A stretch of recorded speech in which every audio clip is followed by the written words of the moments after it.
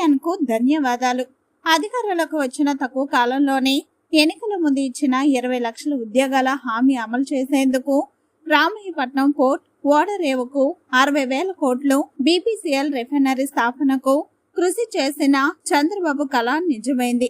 దీని ద్వారా సుమారు 10,000 ఉద్యోగ కల్పన కలుగుతుందని ఆశపడుతున్నాం.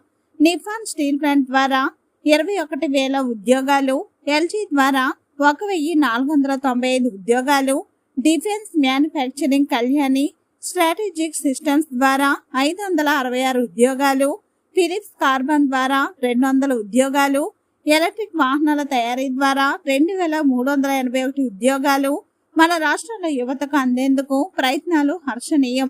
యువత అభివృద్ధి దేశానికి వెన్నుముకని, కానీ గత వైసీపీ ప్రభుత్వం ఇటువంటి అభివృద్ధి ప్రయత్నాలు యువతకు ఉద్యోగ ఉపాధి కల్పనపై దృష్టి పెట్టకపోవడం వల్లే వారి స్థానాన్ని కోల్పోయారని ఏపీ నిరుద్యోగ జేఏసీ రాష్ట్ర అధ్యక్షుడు సమయం హేమంత్ కుమార్ ఓ ప్రకటనలో తెలియజేశారు. వెహికల్స్ ఏవైతే మరి కొత్తగా మనకి ఈరోజు వచ్చాయో వాటి నుంచి సుమారు 2,381 ఉద్యోగాలతోటి మరి ఆజాద్ కంపెనీతో కూడా ఎంఓయూ చేసుకున్నట్లుగా చంద్రబాబు నాయుడు గారు నిన్న పత్రికా ప్రకటనగా హైదరాబాద్ నుంచి ఆయన తెలియజేయడం మాకు చాలా ఆనందంగా ఉంది. నిరుద్యోగ యువతగా మేము సిపాయిలుగా చంద్రబాబు నాయుడు గారితో కలిపి పనిచేయడానికి సంసిద్ధంగా ఉన్నామని చెప్పి ఈరోజు తెలియజేస్తున్నాం. భగవంతుడు మరింత ఆరోగ్యాన్ని చంద్రబాబు నాయుడు గారికి కల్పించాలి. నారా లోకేష్ గారు, పల్లా శ్రీనివాస్ గారు, మరి అచ్చెన్నాయుడు గారితో పాటు మరి పవన్ కళ్యాణ్ గారు, పురంధేశ్వర్ గారు కూడా ఈ యొక్క కూటమి ప్రభుత్వంతో కలిపి ముందుకు సాగుతూ ఐకమత్యంగా ఈ యొక్క 20,000 ఉద్యోగాలు